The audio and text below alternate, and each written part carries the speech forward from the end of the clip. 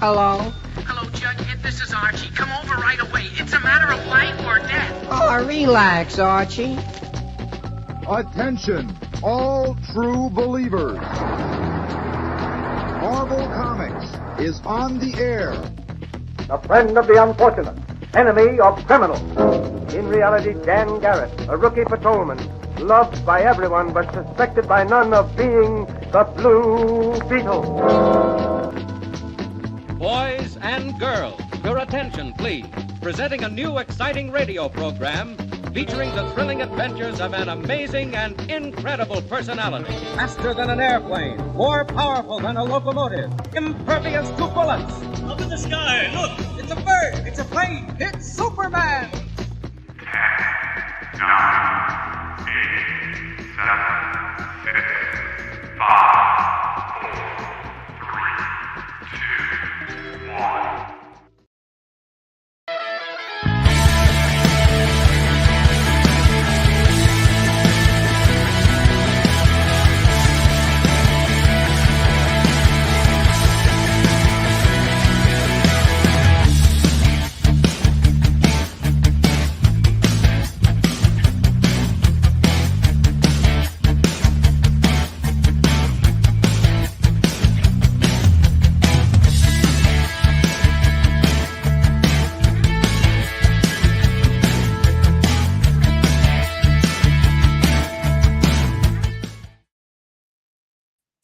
Hey, what's going on? Hey, Robbie. So we're having some technical difficulties today with StreamYard. I don't know why. So if you do watch us on Facebook, you may have to identify yourself, because what I hear is that if you watch on Facebook, what's happening is it will only show up on StreamYard as Facebook user. It won't identify you by your username. I'm not sure what's going on. So just be forewarned, if you are watching us on Facebook, you may have to identify yourself. Hey, Robbie. Nobody needs to identify Robbie, because people know who Robbie is. John's back. Guess who I found wandering around outside? Robbie's people who knows people. Unless they use Facebook. What's up, John? Great to see you, buddy. Thanks, man. I'm feeling better. A lot of people, I kind of waited to just do this in one shot real quick before we get started. A ton of you folks reached out on different social media platforms, whatever. I'm feeling better. Thank you much for checking in. I really appreciate that. You know, the community is always great, but, you know, when you wake up and there's 8, 10, 12 people like, hey, you know, how you doing, man? You haven't been on the show for a while. Well, they asked about you. I appreciate that. I really do. I mean, the truth is, and I'm not looking for sympathy, I have family members that didn't call and see if I was all right. I didn't say much, because I didn't know much until just 5 minutes ago about what was going on. I knew you had some doctor's appointments. They were taking you out of town, I think Delaware, and then well, NYC. they kind of wanted me to go to this center up in Manhattan, and I'm like, and I was in New York, and it was fine, whatever, blah blah blah. That's just far. That is far for me to go to a doctor's appointment. Yeah, it is. Driving in and out of the city is nuts. I Ubered everywhere. Well, my buddy drove me in. And then, we had to get over to the university. And I said to him, don't take the car out of parking. And, of course, it's surge pricing at Uber and Lyft all the time in the city. So it was like an $87 Lyft over to the hospital. Just catch a cab. So at that point, I said, you know what? Cool. I appreciate you guys seeing me. It's a closed practice. A good friend of mine made a call and got me an appointment. I appreciated all that. I really did. That is just way too far. And if something were to happen adversely, I don't want to be in a New York hospital. That's true. Yeah, I'm sure it's super high level and everything, but I just, I don't want to do that. You don't want to be that far from home, I'm sure. I mean, my wife, family, people come to visit you. They stay overnight. They stay in Mount Laurel. It's $150 for a hotel room, and 5 of them can squeeze in. In NYC, it's $400, $500. Or $500, and the room barely fits 2 people. Yeah, I know. My wife thinks I'm morbid for thinking in these terms, but you got to kind of think in these terms. Well, yeah, I mean, if it happens, it happens. But thank everyone for checking in and all that stuff. Absolutely appreciate it. Tonight, Robbie is watching Back to the Future. That is correct. And I sent him a message today. Last week, I saw Back to the Future, the musical in New York. Oh, really? It was literally across the street. How was it? let's put it this way. If you are not a Back to the Future fan, it's corny. If you are a Back to the Future fan, it's 2 hours of fun. It's just a blast. It's a lot of sort of nostalgia. I saw a lot of people from my generation there. I saw a lot of people there with their kids, which was kind of neat. You know what I mean? So I don't how's know the stage production? Is there like do they do the lightning bolt at the end and all that kind of stuff? They The clock tower? won. They've been nominated twice, and this year they're going to win the Tony Award. For people who don't know, that's like the Academy Awards for Broadway and live plays. Their stage production, whatever that category is, they've been nominated and won since the day they opened, and they should. The fact that you can actually kind of feel the light effects, pyro. I saw like the Today Show when it opened. So they actually produced a DeLorean, correct? Yeah, and it flies, to be clear. Well, it's up in the air.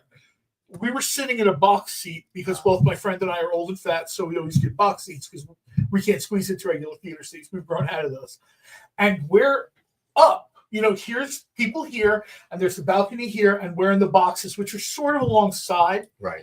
And the DeLorean went from stage level to our eye level. And I bet we're 25 feet in the air. Wow. From where they are. We're at least 20 to 25 feet up from the mezzanine or whatever they call that, orchestra seats or whatever. Right. And this thing was literally right here. Wow, that's pretty cool. And they got a full rotation and it spins around. Apparently they've got it on some kind of articulating arm. They've got a couple different ones they use. There's one they use when it's flat on the stage, which sort of has all the stuff in it. The lights, whatever. Gotcha. And then they have one that they sort of strip out, and the only thing in there are 2 seats for the actor playing Marty, the actor playing Doc. And this thing spins around, and it's really funny. I said to my friend, I said, I got to tell you, man, if I'm an actor, I don't know if I want you spinning me 25 feet in the air every night. I don't know if I want to be the person standing underneath it. The whole day, and everybody's waving, and they do as much as they can do when it's not a movie. Right. Somebody said I saw something other than a movie. Yes, people know movies are my favorite form of entertainment, man, by far. I love movies. But there's only certain things they can do in a live show. Years and years ago, we went to see like Butterfly or something, and they actually put a helicopter on the stage, like a full-size helicopter. Obviously, guns and all these things were stripped out, but it was a Vietnam-era helicopter that they put on this thing. So Hollywood or Broadway deserves their flowers, man. They do a lot, and they are sort of a diminishing medium. Right. You're getting to the point now where plays are very urban, big budget plays. Right. I mean, you can always find like Dr. Jekyll and Mr. Hyde at some high school, but big budget plays, they're in New York and Chicago, Los Angeles, Atlanta. If you're not a major metropolitan center, chances are you're not. Yeah. I don't know if Hamilton would have been nearly as popular as it was if it didn't start in New York the way it did. Right? I don't know. I would agree. If you start that in Denver, I don't know if it gets the same. I would agree. I don't know. And not to say anything wrong with Denver, but I just don't know if it's the same thing. So, yeah, a long story, much longer. Check out Robbie tonight doing Back to the Future. Yeah, and the cool thing is we're doing each movie week to week. So next week will be part 2, and the week after will be part 3. So that's fun to be able to. Usually we would do like a whole like trilogy all in one, but I think that these movies are so good, so strong, still stand as one of the best trilogies of all time. It's untouched, never remade, So like, I love that, and I think they each deserve an entire episode devoted just to it. Robbie Roach, what's up, man? There's a few movies I don't know if you could remake. I mean, of course they can do anything, but something like The Godfather, something like Back to the Future, these are things that are rooted generationally. And I don't know if you're going to get the same response if you pick, current stars, whatever, kids from like High School Musical, and all of a sudden you're shooting them into Back to the Future. I don't know if that works. I just don't. So Same with even the high school musical actors are now they're old. And they're in it. That's true. I don't think it works that way. And of course, if you have the right cast and the right script, the right people, you can make stuff work. But I just don't know how. The thing is, you could do it, right? Because like Off the Dome, and I know that many people have talked about this, but Robert Downey Jr. and Tom Holland, that would be cool to see them as Doc Brown and Marty McFly, right? But that is a movie that should never be remade. That movie should never be remade. That movie is timeless. It's generational, like you said, and so is Godfather, right? And does it have something to do with the fact that the movies themselves have a generational theme, you know? And Back to the Future has actually surprisingly has very little effects. There's no CG whatsoever. A few optical effects, a lot of practical stuff, but the movie's not about that. If they made it today, it would be all about the time portal and all the special effects and all this, and you would not recapture that magic of those 3 films. There have been many things I feel like they should not have remade. Okay, one that always pops to mind is Starsky and Hutch. That was badly remade. That's like a vanity project, right? Yeah, after really Zoolander, they let Ben Stiller and Owen Wilson, they let those guys do whatever they wanted. They just did, because Zoolander cost nothing and made a ludicrous amount of money for what it was. I love Zoolander. It comes on TNT before wrestling or something. I leave it on. It is not a good film.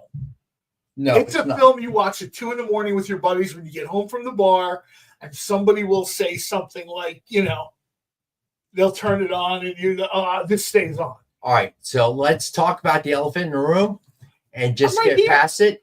I'm right here, man. So, I don't know if you watched the game last night, Rob, or yesterday. I didn't watch that, man. I knew what was going to happen. I told you, I'm done, dude. I'm done. There's no question that McCarthy is gone after the season. I don't see, Jerry Jones already said that he regrets the firing of coaches mid-season. He's done in the past. So so that sounds like it's going to be, McCarthy, at this point, what good would it do? Not really a lot, right? Here's the thing. Let's say they fired Mike McCarthy right now. They get some interim coach, comes in. Everybody's happy. Mike's gone. Maybe they win 5 games or something. No, we need to just lose as many games as possible now and try to get a high draft pick, man. That's like all we got. You have no quarterback. That's all we got. You have no quarterback. All right. So, that's the other problem. Well, the thing is this, like, you're going to keep starting Cooper Rush. At least let Trey Lance get out there and get some reps in. You know what I'm saying? They did. See what happened. I don't know. I didn't watch the game, brother. Oh, that's right. So Trey Lance came in towards the end. He didn't know better. He ran the ball a few times, which we know he can do, but he threw the lone interception. They are just not a good team right now. And there's nothing they can do about it. I think we've seen that a lot in the NFL, though. You have to let someone crash and completely burn. Because if you don't, what happens is people will pick and choose good moments, and they will use that to convince themselves that things aren't as bad as they are. Remember Eagle teams of like 3-13? Those teams had to burn out like a junkyard fire until you realize we need a new GM. We need this. We need everything. The problem is Jerry Jones is the GM, and you're not going to move him. So I don't know where the Cowboys go from here. It's clear, Belichick is not an answer because that's not going to work. All right, any more than Jimmy Johnson worked, under Jerry Jones. So it's really just, TJ. What it boils down to is any decent coach wouldn't go to Dallas. That's just the long and short of it. They don't want to. You're right, Rex. You're right 100% because Jerry wants a yes man, right? I would love to see Tomlin there. Tomlin's I think he's one of the best coaches we've had for a long time in the NFL, right? But that dude is so successful because he does his own thing, right? He doesn't have ownership get in his way. And that's what happens in Dallas, man. That's what happens. This is going to sound brutal. The Dallas problem with Jones is a problem that will be resolved by his health. And I know this sounds awful to say. I'm not wishing anything evil on the dude. But essentially, the guy will reach a point of his age where he's unable to function. My best friend's dad is turning 90. We're planning a party for him. We're renting a house down the shore. At 90, it's fortunate that he can kind of get up and, the lady that comes helps him get situated, whatever, lives on one floor, had a hospital bed moved in, this, that, the other thing. But literally that is his day. There will come a time when Jones is thinking, I don't want to leave my house. I am too old for this. Yeah. And that's when you'll probably see, it's one of my favorite memes. It's like the young nurse helping the old lady, and they're saying, okay, grandma or grandpa, let's get you to bed. And I think that's going to be the Jerry Jones thing. You're going to have to wait until that guy physically can't get on a plane or get in a limo. But there is one problem with that theory. I don't disagree with it, but whether or not his son will end up thinking, okay, finally, it's my turn, which I don't think will be any better than what happened under Jerry Jones. His son is Shane McMahon. I'm telling you right now. His son is Shane McMahon. Shane always thought he was taking over the company. And then his sister sort of end cut him. And then nobody took over the company. Vince came back with that, cosplaying the character from Boardwalk Empire with the little pencil mustache and the black hair. Yeah. The Commodore. And then what happened? He sold the company, merged it, whatever. He's sitting on a couple $2 billion. From what I understand, both Stephanie McMahon and Shane McMahon, you guys go over here. They have enough money. Did everybody hit the thumbs up? I have no idea. I can't see it from here. I could. It was like 11 thumbs up to 26 people watching. Oh, boy. Okay. So if you could hit thumbs up for us, it's greatly appreciated. Anybody want to see something cool I finally got? No, I only want to see dull, boring things. Took me years to get this. I would prefer you show it to me. Show the. I was going to say, I prefer you show it to me than I have to sneak into your office to see it, because I think Alex is getting tired of me busting into your office. Look at Marcus Manic. Yeah. That's awesome. Oh, it's Alan. Where'd you get that? That's cool. It's Jamie. Found it at a local comic store. I wanted it for a while. I didn't want to buy it on eBay. I thought I'd wait till I found it in the comic store, and I finally did. See, that's cool. I don't even know what year this. I'm sure that helps the That's neat, man. So friggin' awesome. Dark Horse did a great job with this. You can't take that out of the box, sir. What is this? What is this? Curb Your Enthusiasm. Big Bang Theory. No, you can't take it out. You ruined it. It was airtight. Oh, no. Yeah, the tin alone, Barlord is right. Yeah. The tin it comes in is really cool. Sealed. Yeah. It was sealed. And you know what? If this was an actual action figure, I would actually be the guy who takes it out and plays with it. As you should be. As you should. Flash find Rudolph. Probably faster than anybody else. God, I hope. Is Barry Allen your favorite Flash? Yeah, of course. It's the only Flash. Golden Age Flash. Oh, I was going to say, in that case, sir, that can just stay here in the studio. This is Golden Age Flash. It's one you're not going to be able to disappear with. Wally's Kid Flash. Flash. All right. So, how many people we got? All right. Thumbs up should be automatic. CJ, you're right. I agree. Let's talk about the giveaways. All right. So, as always. One more thing before we get to the giveaways. Oh, yes. Hopefully. The Stray Dog plushies. Yep. On backer kit. Hey, Jay, you get a sec. Can you throw up the link, please? If you would. Still open, so get one if you haven't gotten one already. All right. So, like the Justice Society thank you, Jay. box set, except for I opened it and they're all over my desk at home. Oh, did you get an Hour Man? Of course I did. Dr. Midnight, everybody. Everybody, please hit that thumbs up. Not yet, Marcus. Marcus, I will let you know something. We are sold out of Transformers trading cards. We are 100% sold out. So, do we still have the Nick Eats Out e-cards for digital? Because I saw a new one just came out.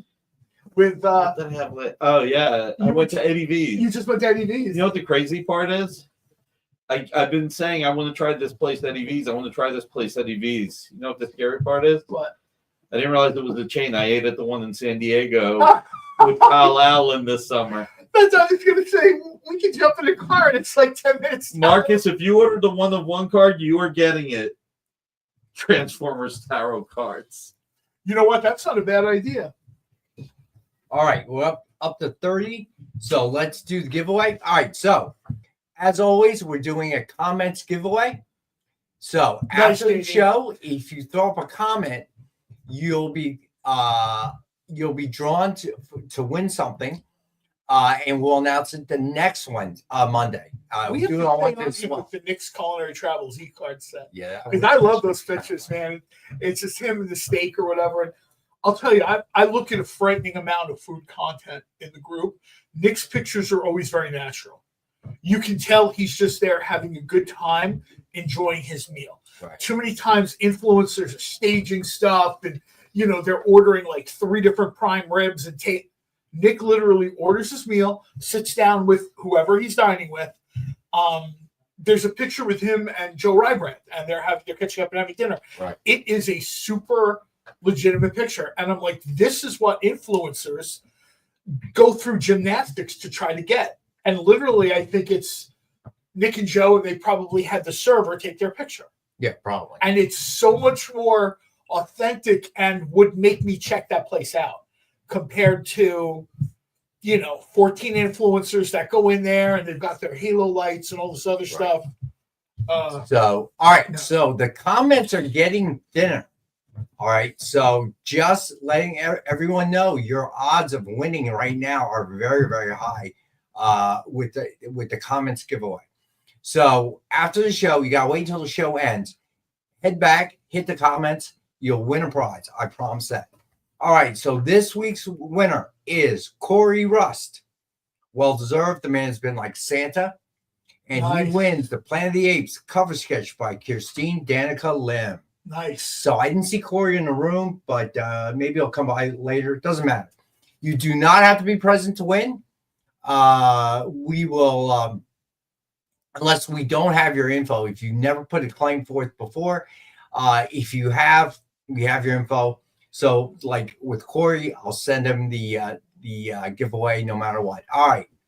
So the hashtag giveaway of the night is Secret Avengers number 12.1, signed by Scott Eaton. And the hashtag of the night will be hashtag EXP Monday. All lowercase, please. All right, you only need to enter it once, and we'll do the drawing towards the end of the show. All right, so we better get started because we got a lot of books, heavy Dynamite. I know. I was going to say, I saw the email where there's a lot going on. There is. With Dynamite, there's a ton. Today's expanded 4-hour show.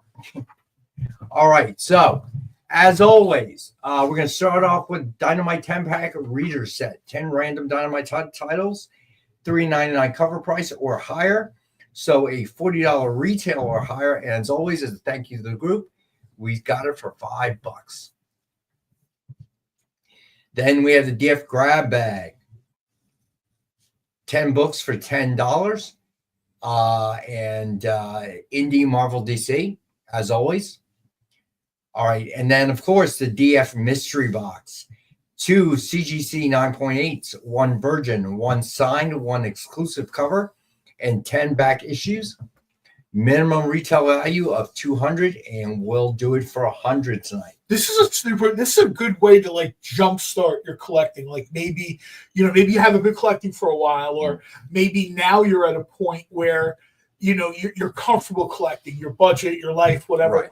These are great ways to sort of jump in and catch up a little bit. You get a little bit of everything. You can see what you like. I remember we used to say this to people about the sketch covers. All right, so this is funny. So, Preston, it is, and I blew right past it. All right, Jay, I apologize. We're going to go to our first break, and when we get back, we'll get into sketch covers of the night. Get in some good ones. We'll be right back.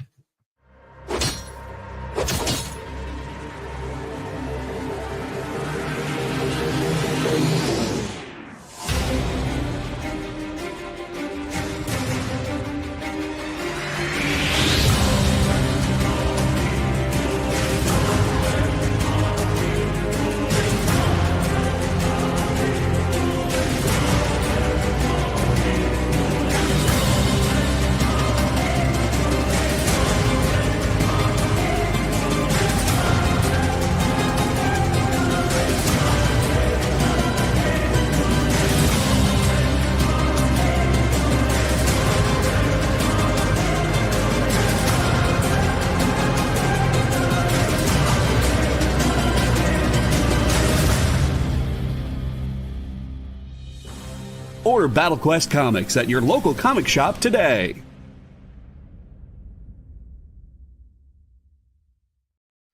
By this time in our journey, we had been on the trail of a very elusive creature for about 96 hours. But all the hard work is about to pay off. Oh, crikey, there she is. Oh, by the markings, I'd say this one's at least a 9.8. Oh, she's a real beauty. A true mint copy. Oh, this one will make a fine slab on anyone's display wall. Oh, she's a feisty one, though. Look, oh, look out, look out! Mint Hunter Comics is the place to find that mint comic you've been searching for. Mint Hunter Comics, Tuesdays at 8 p.m. Eastern, part of the experience. Did you know that Arthur, King of the Britons in Monty Python and the Holy Grail was played by a famous Graham? Check out another famous Graham by following our Instagram.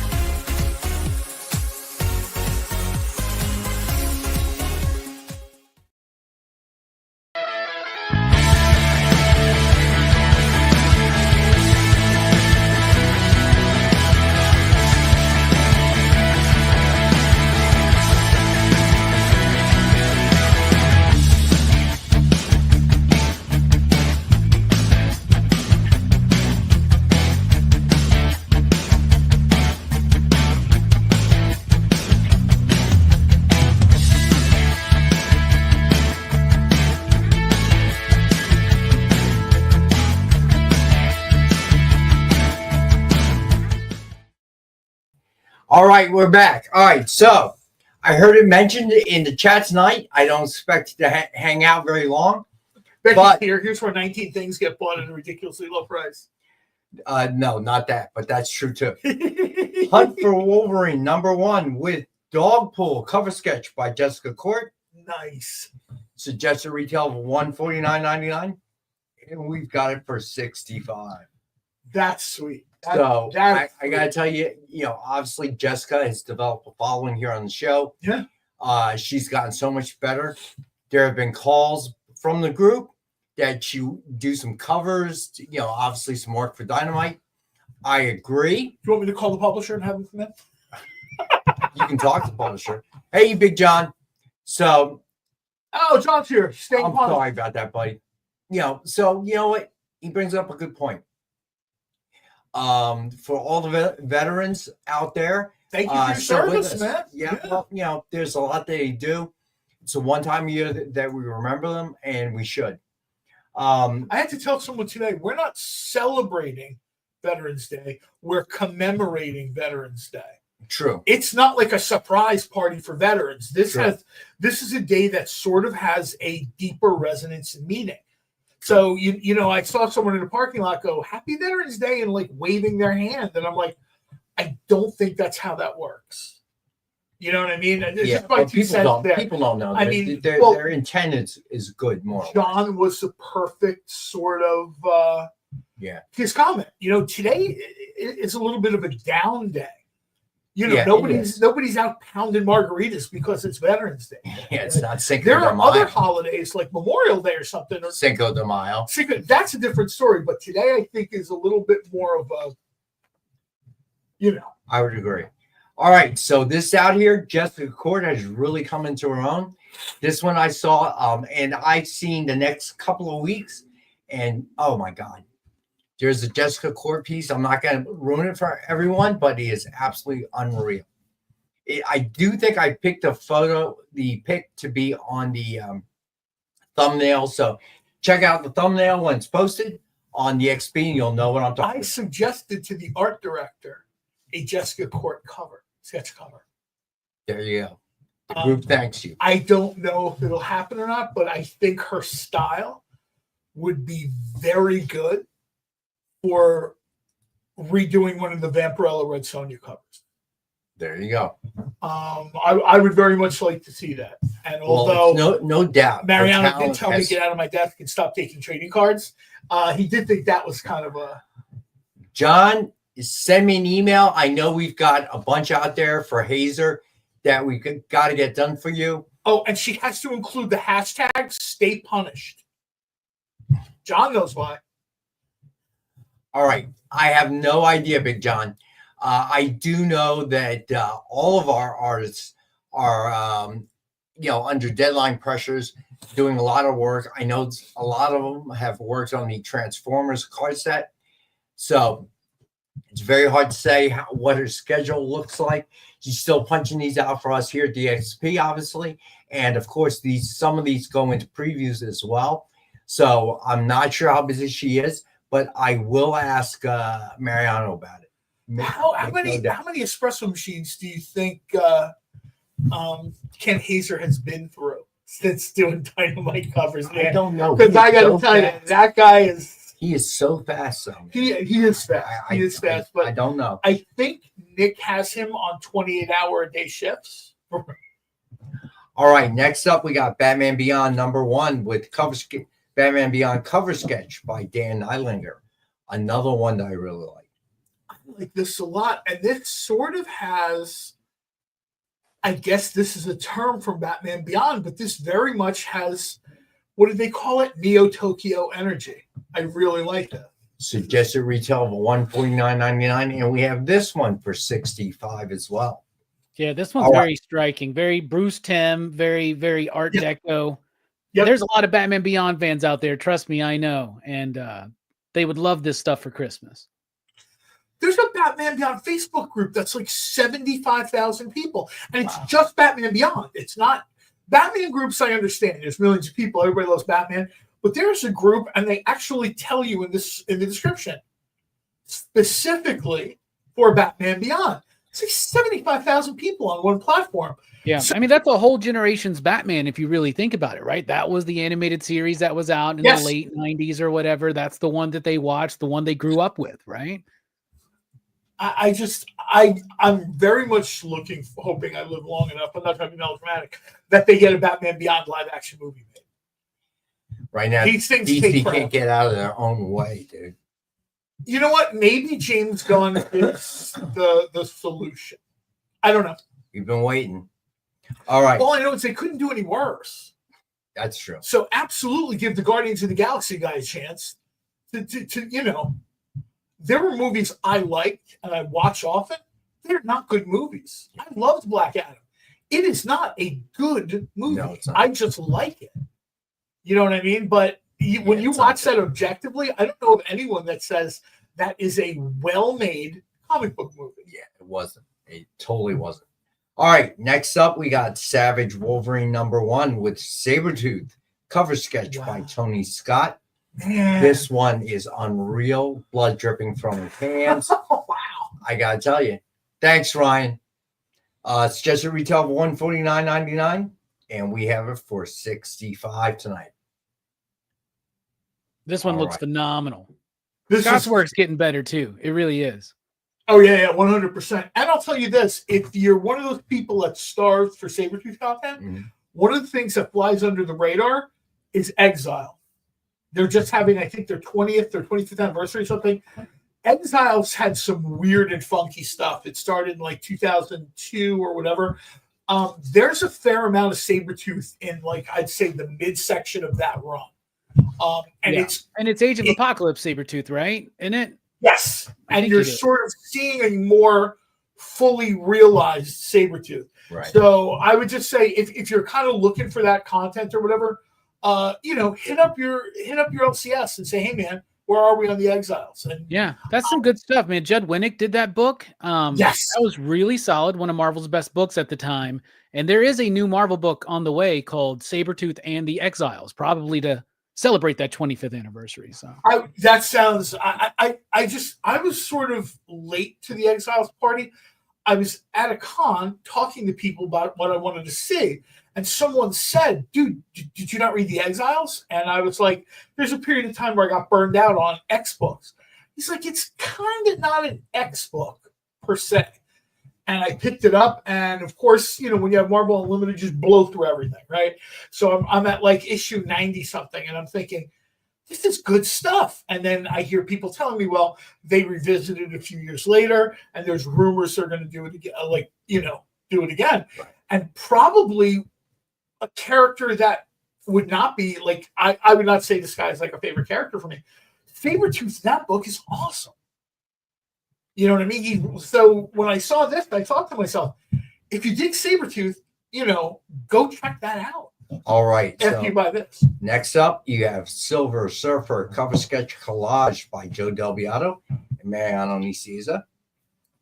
It's just a retail of $149.99, and we have this one for $65. This is very blacklight poster off your bedroom wall. Right. And I like this a lot. So obviously, the Surfer is the cover sketch, and the background, the space background, is obviously the collage portion of it.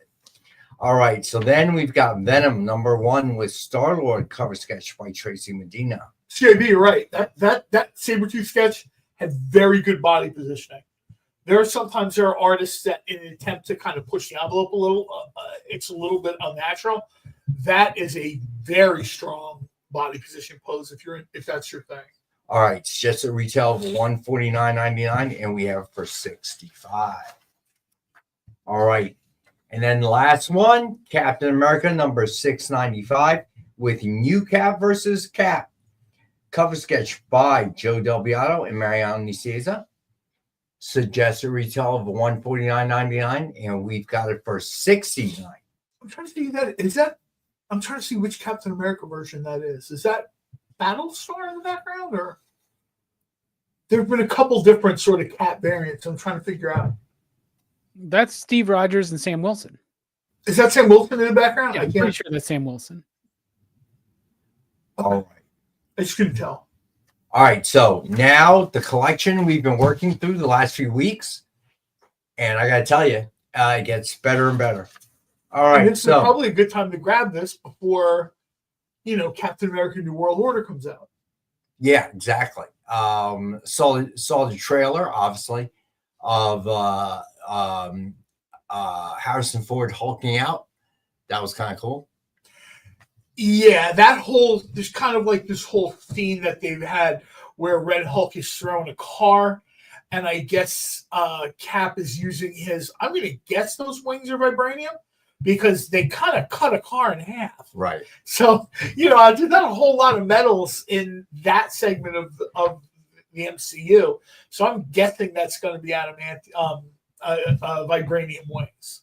All right, so. And yeah, Triple D brought it up. Go find CJ Design on Instagram. He does a lot of really cool stuff.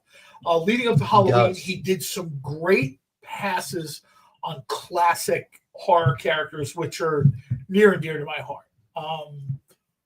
I go check it out. I mean, of course, Triple B, we've talked about this before, unboxing videos. If you're not watching those, you're missing out. I'm not saying to be a jerk, but I mean, literally, if you're not checking out Triple B's unboxing videos and you're a fan, you're kind of missing out a little bit.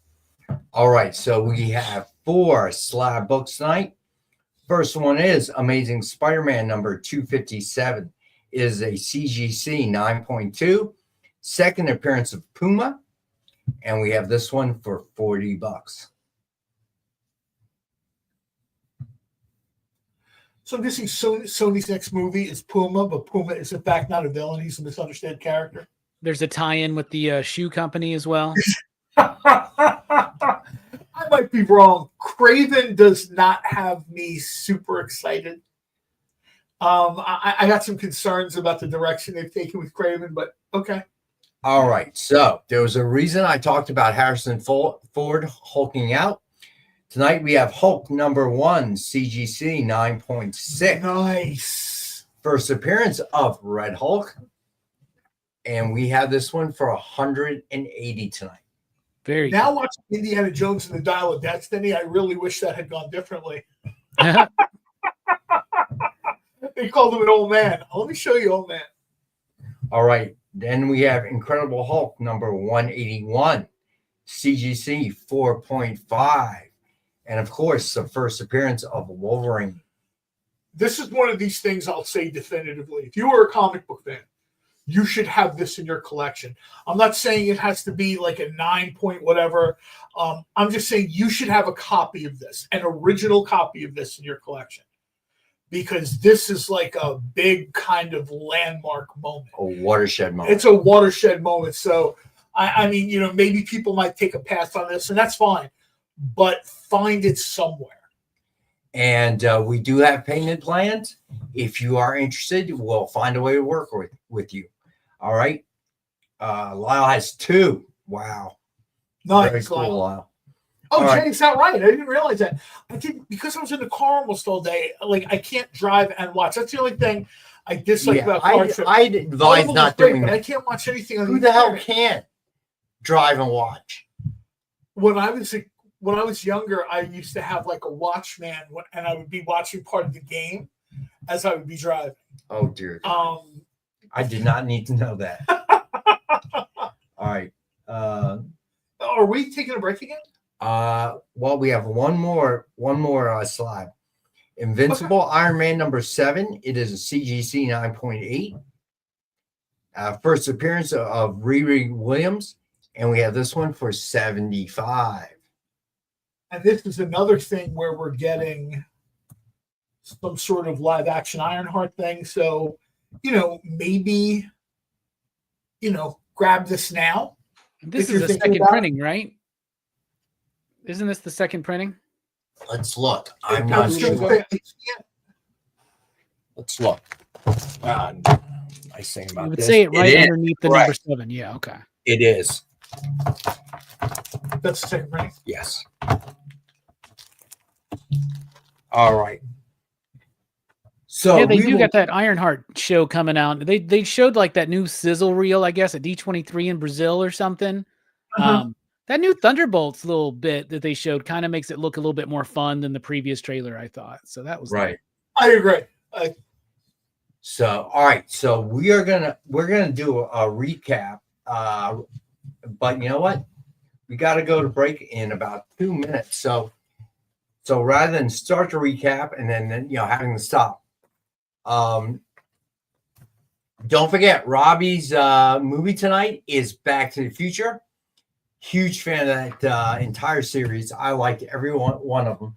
I thought 3 was good. I enjoyed 3. I do too. I like all 3 of them. Yeah, it was a completely different twist. Instead of going, to Marty McFly's past, they go way into the past. 2, I thought going to the future was very cool. So, it was a whole new revamp, I thought. So I enjoyed 3. I really did. Yeah. When I was a kid, I really, really wanted a hoverboard. I thought those things were legit. I thought that was a real hoverboard they were using in that movie, man. I totally did. Well, they really hoverboards now, right? I really liked 2. I remember that Jaws, that hologram Jaws coming out of the movie theater. Yep. Jaws, they got that 19, part wrong. Jaws part 19, right? Yeah, they got a few things right though. If you look at part 2, there's flat screen TVs, there's like teleconferences, there's like touch screens and stuff like that. It's pretty interesting, some of the stuff. But you can't put a little tiny pizza in a microwave and have a whole pizza come out. You know what I'm saying? But that was I know. That was pretty cool. Hope springs eternal. But the whole Biff casino thing kind of turned me off a little bit. I got to admit. Out of the 3, 2 was my least favorite. But I still enjoyed it. I agree, loved the movie. But I thought that made sense for Biff's character. That seems to be something Biff would do. Because he grabs the sports almanac, right? Yeah. Especially you now. think he's a kid in like 55, right? 1955. Who's he looking up to? Probably things like the Rat Pack, right? Yes. So I think it makes I agree with you though. 2 is my least favorite of the trilogy, but I thought that aspect I still like the movie. Don't get me wrong. I still enjoy the movie.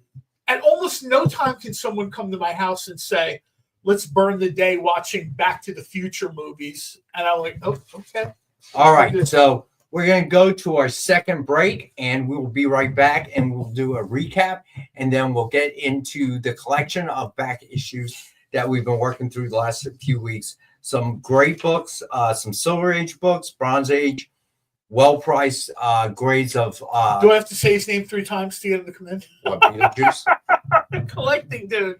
No, you barely need to say it once. I'll come in. All right, so hang out. We'll be right. I like it. You have to say it 3 times. We'll be back, everybody. According to a statistic that I just made up, people spend 4 hours a day changing the television channel. People who watch The Experience don't do that. Save yourself a ton of time by tuning into The Experience and enjoying our new original programming 7 days a week. and then tell your friends. Think about the money they could save on batteries in the remote alone just by tuning into the experience. Find out more by scanning the QR code below.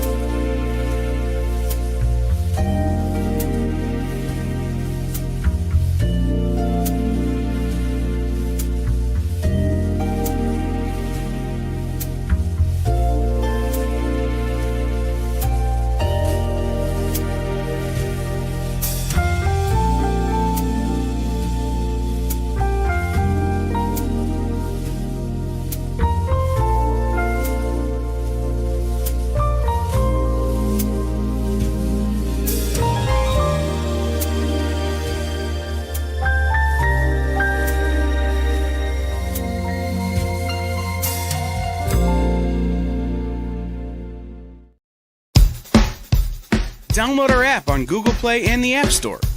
It's so simple, even my mommy can use it.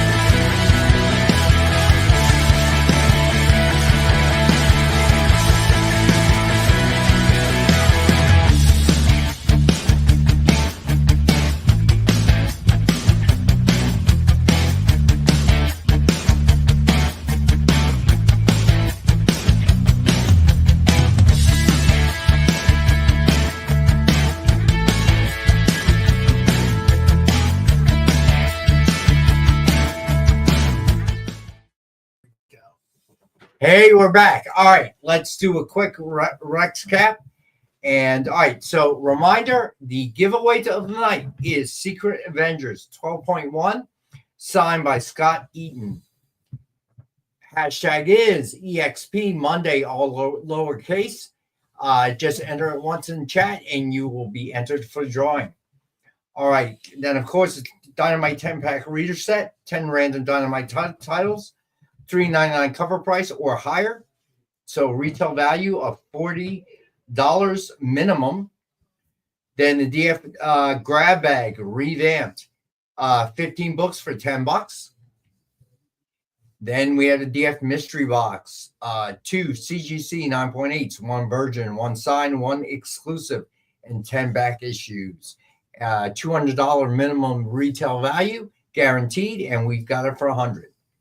All right, so this one I can't believe it's still around is Hunt for Wolverine #1 with Dogpool cover sketch by Jessica Court.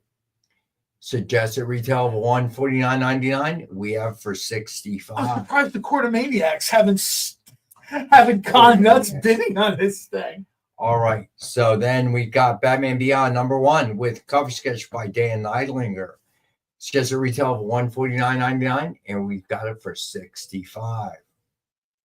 Then love this one too. Savage Wolverine #1 with Sabretooth cover sketch. This is the one I'm surprised it's still here. Yeah, I am. Not that the Dogpool set, but I'm surprised that this is still here because that's an exceptional looking Wolverine. And sometimes, you know, some of these the takes people have on Wolverine, on Sabretooth, he's either too bestial, and I don't think that's accurate, or you know, he's like a lumberjack with mutton chop, right? Which, you know, is Canadian made. That's not a superpowered character. I like this a lot. I think this sort of is the sweet spot between, realistic, and we're trying to sell comics. All right. So next up, we got Silver Surfer cover sketch collage by Joe Del Beato and Mariano Nicieza. It's just a retail of $149.99, and we have for $65. Just have this vision that there's a doctor's office somewhere in New Jersey where there's a bunch of like National Geographic magazines with like pages cut out and stuff. Hey, what happened to that starscape from the Hubble telescope? So then we got Venom #1 with Star-Lord cover sketch by Tracy Medina. It's just a retail of $149.99, and we have for $65. And then we have Captain America number 695 with New Cap versus Cap cover sketch by Joe Del Beato and Mariano Nicieza. It's just a retail of $149.99, and we've got it for $60. I kind of like the shield that Sam Wilson has. It's not the shield that Sam Wilson carries in comics is different, but I like it. I like it a lot. Hey, Alberto. All right, so then we got Amazing Spider-Man number 257. It is a CGC 9.2, second appearance of Puma, and we have this for $40. This was one of my first Spider-Man comics. I still have my original one, just beat up. I read that thing so many times. I thought Puma was like the coolest thing, by the way, but I was like 6 years old. So, all right. So then we've got Hulk #1, CGC 9.6, first appearance of the Red Hulk. We've got this one for $180. Then we have the Holy Grail, Incredible Hulk number 181. It is a CGC 4.5, first appearance of Wolverine. And we have this one for $2,500. I don't appreciate John Cole Hulk 181 shaming me earlier. I don't own one of these, man. If you're a real comic fan, you better have an original copy. You're a Cowboy fan, so James should be second nature to you. Sorry, I had to get that in. I'm sorry. That was me. I'll preface it by saying maybe in your lifetime, you should probably, Robbie's still relatively young. By the time he gets to be my age, yeah, he should. Dallas might win a Super Bowl. Is that what you're saying? No, I'm saying by the time he's my age. So what you're saying is that it's more likely that Robbie will own a Hulk 181 before the Cowboys win another Super Bowl. I'll tell you what, if I had the money to buy a Hulk 181, I would instead spend that money on an entire pristine collection of the original Silverhawks action figures. That's what I would. Well, I know you ain't buying the season tickets to the Cowboys. No, let me drive like 12 hours every Sunday to go. Are we going to have Silverhawks action figures on backer kit? Should I contact the publisher? You should make a note to contact the publisher. All right. Here's where Nick comes in. Stop promising things we're not doing. Now, I do have a foil facsimile of this book. So does that count, John? Is that good enough for you? We'll discuss it off the air. Ooh, Commander B.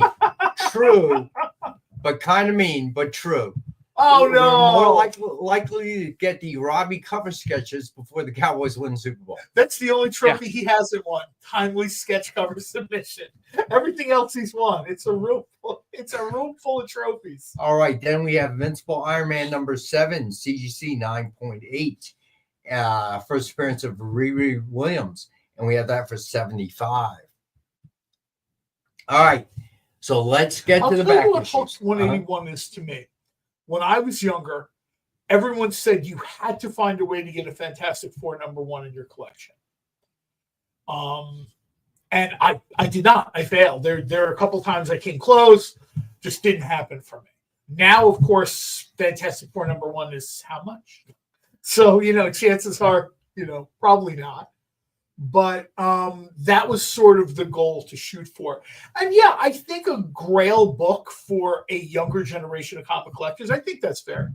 Hulk 181. I don't think that's, obviously you want to find one at a good price or whatever, blah, blah, blah. But, I think every generation should have one. All right. So starting with Captain America #180 from 1974, his first appearance as Nomad. This one is a 5.0, and we have for $25. Love the get up, Steve. Yeah. I remember buying this off newsstand in the day. because I remember he after this he rips the cape off because he stumbled on it or something. Yeah, that was the first he thing. tore the cape off. The only, and to this day, I believe, Batman, Moon Knight, the only character who will not wind up getting choked by his own cape is Superman. Everybody else, I'm just saying, cape, and Superman, derivatives like Hyperion, Supreme, or whatever. But if you are not that level, that cape is not helping you out. Didn't this happen because like he was kind of like disenfranchised? We're in the post Watergate era, right? Yeah. Okay. He didn't feel like he couldn't trust the government, so he didn't want to carry the shield or whatever. And I guess this character is very symptomatic of the times, right? Like Robbie referenced, there's Watergate. There's a bunch of these kind of different things, like corruption is being like in the news every day. So I guess that's sort of how they decided to approach it. Keep him be Captain America, but think about like when John Cassaday did Captain America, and it was dealing with like the post 9/11 stuff, right? Yep. So yeah. I mean, it makes sense. That's one of my favorite things about comics is if you read a comic book from 1974, 1983, 1929, like 29, that wouldn't make sense, but 1939 or something, you kind of get a semblance of the time, the pop culture of the time, right? And I like that. My godson read a very old issue of Spider-Man that I have. I cannot remember the issue number. However, Peter Parker is in a fringed vest. And that was my godson's takeaway. His funky, I said, the takeaway for this issue is Peter is dealing with campus demonstrations, which were a massive thing in the 1960s. I said, that's the takeaway here, not necessarily his funky clothes. And he's wearing like a peace sign pendant or whatever. Gwen Stacy is forever in go-go boots. And other than Magnus Robot Fighter, I don't know of anybody else that pulls off go-go boots like she does. But that was sort of the takeaway. I said, you see like how everyone is angry and they're protesting. And I said, that was the way a lot of campuses were in a lot of the country in the 1960s. And I told him, I said, I was a baby. Like, I was not in college. I know he thinks I'm like 106 years old. I said, I was a baby in like 1969. I'm not, you know what I mean? I said, but if you talk to an older person, they will tell you, yeah, campuses almost every weekend, wherever you went, people were upset. They were angry. Yeah. People felt their futures were being thrown away or whatever. And that's how students reacted. Now you see all that rage on social media. But before social media, you would see kids with signs. Yeah, that's true. All right. So next up. Thank you. There are people older than you. Very few. They're in the Guinness World Records right now. All right, next up we have Captain America number 185, 1975, is an 8.0, and this one we have for $8. Pretty cool cover. I like the Red Skull there. All right. I like that a lot. I like this almost, I'll tell you what this slightly reminds me of, even though it looks like that's a Gil Kane cover, the placement of the characters almost reminds me of a Golden Age Cap book. All right, where you would have like the big sort of like either Hitler or Red Skull or whatever in the background, and then you would have Cap in the foreground fighting, whoever. Right. All right, so next up we have Captain America number 190 from 1975. It is a 7.5, and we have this one for $5. All right, so Becky's taking 185. You got it, Becky? When Becky starts buying comics, you know what it's like? It's like that scene in a James Bond movie where Bond steps up to the roulette table. And you're like, okay, business is about to pick up. Here we go. All right, so then we got Captain America number 205 from 1976. It is a 7.5, and we have this one for $4. Oh, that's when Jack the King Kirby came back. I was going to say America for a third time. So I absolutely hope someone snags this for $4. I love this stuff. He added such a his weird sci-fi approach to the book. I thought it was great. All right. Well, I like the way, and I don't know if this was OMAC influenced or maybe it was the other way around, but if I remember correctly, on this run, Kirby sort of really digs into like the super soldier of Cap. You know what I mean? Like how he's not Cap considers himself. I remember in particular on this run, Falcon said to him in one of the books, because Cap is like, he's the everyman. And Falcon tells him, you are not everyman. You know what I mean? Like, he's going out of his way to say, you're like Soldier 2.0, man. You know what I mean? You're like living in the future, Cap. People can't do what you do.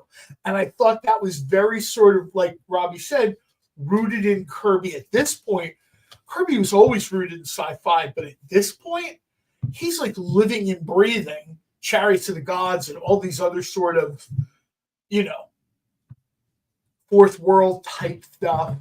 All right, then we have Captain America number 228 from 1978. It is a 7.5, and we have this one for $4. Not the Constrictor. Yes, the Constrictor. I had the same question about the Constrictor that I had about Wolverine. What's that? Where does all that go? His arm is about this big. The Constrictors are like, they're retractable. You see the little lines on it. You know, they're like stilt man. You know, they like fold in themselves. It's like those toy lightsabers, those plastic lightsabers, right? I had someone say to me once, "How come you never bring up?" I love stilt man. So I had someone say, "How come you never question stilt man?" Those stilts extend to, like, you know, he's fighting Daredevil like 15, 20 stories above New York. Not once do you wonder how that happened. All right. JD, that's a good question, too. I always wonder, like, you know, did newer characters, you know, the progenitors or previous characters, this is very Omega Red. Well, I mean, if you think about it, Jim Lee co-created, you know, Omega Red, right? And Jim Lee's best creations, a lot of them are kind of like takes on other characters, you know, like Jubilee's kind of a take on Carrie Kelly, Robin, Psylocke. Yeah. He turned Psylocke into Elektra. He's a big Frank Miller fan. So that you can kind of tell. No disrespect to Ted, but you can kind of tell with some of that stuff. But I remember they were carbonadium. They were a more flexible adamantium, and people's minds were blown. All right. So next up, we got Fantastic Four, number 119 from 1971. This one is a 6.0, and we have it for 15. All right, so then we've got Fantastic Four number 125. Vendetta, you're right, man. 1972. And it is also a 6.0, and we also have it for $15. And then, of course, Fantastic Four number 132 from 1972, also 6.0. And we have this one for $15 as well. I wonder how long it was after this. You see the kind of color suit, Omega, whatever, that we got Omega the Unknown, which is kind of like a pretty obscure callback or whatever. But I'm looking at the suit, I'm looking at the colors, I'm looking at the logo. I'm kind of wondering, did someone, you know, they were on deadline and they figured, hey, you know what I mean? Let's sort of. It's exactly. Right.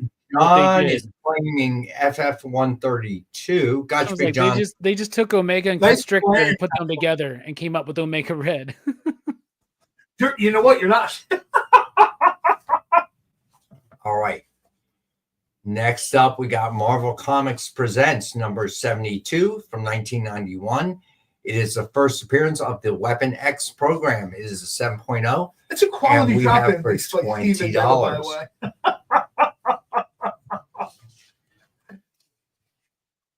All right, so then we have Marvel Premiere number 19 from 1974. It is a 6.0. Ward Meacham first appearance, and we've got it for $45 tonight. They created like a sub-level of the Marvel universe with these martial arts books, and I got to tell you, you revisit them if you haven't been there for a while, and that stuff is amazing. I think everybody kind of knows about, you know, the Shang-Chi books, Black and White, Savage Hands, or Deadly Hands of Kung Fu, or whatever it was. But some of the stuff they were doing in the standard comics, this sort of unseen world of everyone kung fu fighting was very much. Iron Fist and Shang-Chi came out around the same time, right? I actually think. I think so. Like mid-70s or so, right? Yeah, I'm going to say I think this stuff. It was after Bruce Lee. It was after Bruce Lee, and I guess they ran. The problem with Shang-Chi they ran into is they were just drawing him like Bruce Lee. And we were kind of getting to that era of likeness rights or whatever. And I got to believe that the Bruce Lee estate is looking at this going, hey, I mean, how many martial arts characters in 90s and early 2000s PlayStation martial arts games? There's always one Bruce Lee character, right? Shang-Chi was in 73 and Iron Fist was in 74. Okay, there you go. Thank you for looking at it. Well, you got a whole bunch of this stuff at once in DC too, right? You got Richard Dragon. Karate Fighter. It's the Enter the Dragon syndrome, right? Like that movie comes out, becomes a big hit. Bruce Lee posthumously becomes like the biggest international star. And of course, the same thing happened with the Bruceploitation movies. You know what I'm talking about, Rex. Yep. Like there were tons of those things. Yeah. Well, the thing that cracks me up is by the time there were small towns, by the time Enter the Dragon was on their drive-in screen, these people were devastated to find out that Bruce Lee was no longer alive. So like, wait, what? This guy's like the best thing ever. Yeah, but that's it. That. All right. So next up, we have Marvel 2-in-1 number 3 from 1974. Is a 6.0, and we have this one for $6. All right, and then next up, we got Spider-Man number 1 from 1990. Todd McFarlane work. 9.0, and we have this one for $20. This is really one of these books that sort of takes you back. Got your Big John. It really does. It's a very specific time in the comic book industry that I don't think will ever be replicated. But that was such a cool time to be. For me, I was like 10 to like 13 during that big wave there, and that was just such a cool time. Everybody loved comics, man. There was literally, I witnessed with my own eyes. Gotcha, Becky. Pushing and shoving in comic book stores because people, not like a riot, but, budging up to the counter to, the shelf of the week to get stuff. Everybody had their thing. You know what I mean? There were books coming out in this era that I don't think people understand how impactful they were. There was a book called It didn't come out regularly. It was a black and white book. But did you just say Faust? Faust. I love Faust. Faust is one of the sickest books out there. And I mean sick as in not cool, but like sick. It will make a lot of people sick. I love that. I have the complete hardcover, man. And I have some of the original issues too. I loved that stuff. When I was a kid, you were talking like when you're like 12, 13 years old, and you can get a hold of that. And you just got to like hide it in your room somewhere. So your parents don't send you to like some Exorcist or something. You know what? This book was brutal and simultaneously brutal and excellent. Like, I don't know if there's a word that's both, but this thing, and there were people, the 80s and 90s were a great time if you were a fan of black and white comics.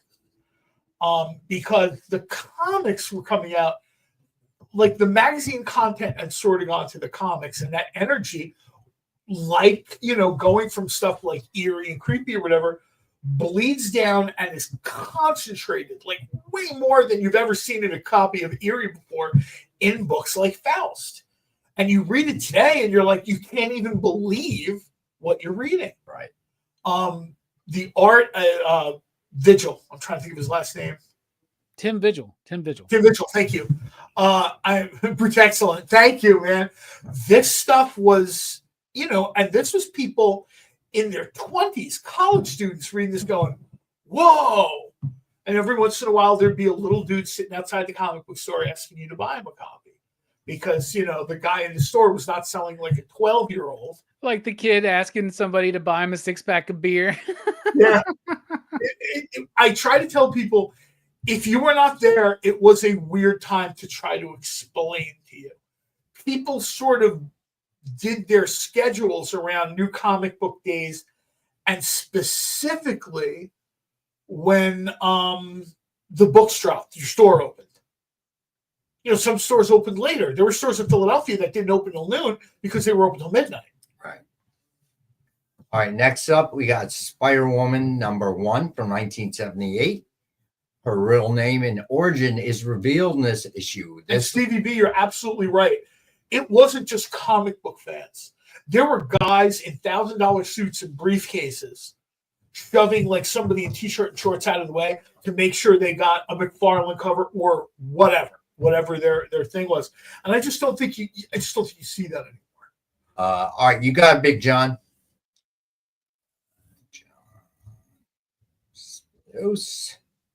Gotcha, buddy. All right, so next up, I'm sorry, Becky. John Beach too, buddy. Do we have another one? No, we don't. Oh, is this from the collection? The collection.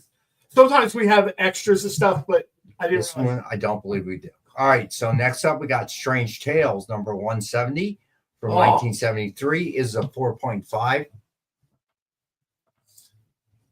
And we have this for 15. All right, then we have Strange Tales number 172 from 1973. Oh, I like this. This cover one is the Strange number 170. Gotcha, Big John. Sorry, Rex. Yes, sir. Dwayne put claim. But I'm sorry. On Spider-Woman? See, well, no. That's the thing. He just put claim. So I don't know how what are you claiming, buddy? Spider-Woman is gone. Big John claimed it before you. Here's Jay with upon further review. So Dwayne, Strange Tales, gotcha. Are you talking about 170 or 172? So let me see. So Dwayne, it's probably 170. That would put him right before John. Yeah, that did put. I'm sorry, Big John. Dwayne, if it is 170, did beat you to it. So Dwayne, I'm gonna assume you're talking about 170. If I am wrong, please correct me. Yeah, right, sorry about that, Dwayne. I didn't see a number or a book, so I didn't see claim. All right, so that's very nice of you, Dwayne. So John, it's back to you, John. So you got one. And he said it. Jay threw the challenge flag. 170, and in all this, so John is claiming 172 as well. Gotcha. I love these covers, man. This is wow. This is really a sort of. These were books when I was young. And these were the kind of things I had to hide because my mom was afraid between Vampirella. I was too into like the satanic culture or whatever. The 1970s was a big part of something called satanic panic, which bled over into the 80s a little bit. But in the 70s, it terrified parents because The Exorcist was out. And TJ with a shot on Mike Tomlin. Nice. Yeah, satanic panic. Well, The Exorcist, I've read reports The Exorcist was in some theaters for 2 years after its release. Becky, Spider-Woman number 1. John is willing to give it up to you. Do you want it? I'm going to assume that's a yes. So I'm going to put Becky's name over it. All right. So yeah, although I love playing, it was a whole thing. Parents were like, especially I remember that. Parents who attended church regularly. Oh my God! Anything other than Harvey's Hot Stuff, the Little Devil, was off the board. Well, there was, of course, the Beatles, Sgt. Pepper's Lonely Hearts Band playing a record. Yeah, that was a big thing. And unfortunately, I did not help my mom. Because while most of my friends were really like digging like Captain America or whatever, I mean, I'm reading Vampirella. Yeah. And things like Marvel Premiere Satana, which was a black and white format. Your mom was convinced you were burning small woodland creatures. Yeah, my mother was like, "What's wrong with him?" And my dad's like, "They're comic books." But my dad was cool like that. But my mom was just, thinking, "My God, what have I given birth to?" All right. I got that for my entire life. That's her fault. So, Strange Tales number 173 from 1974. It is a 3.0, and we have that for $5.